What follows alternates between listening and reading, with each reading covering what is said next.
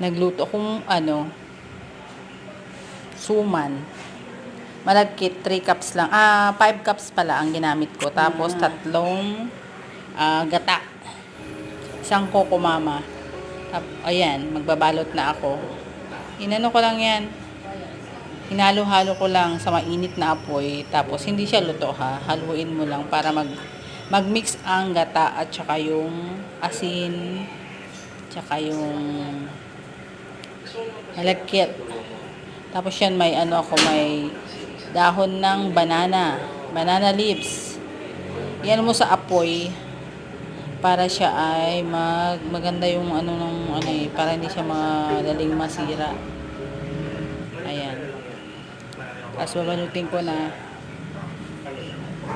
Inano ko yan gunting-gunting ko yung yung sakto lang para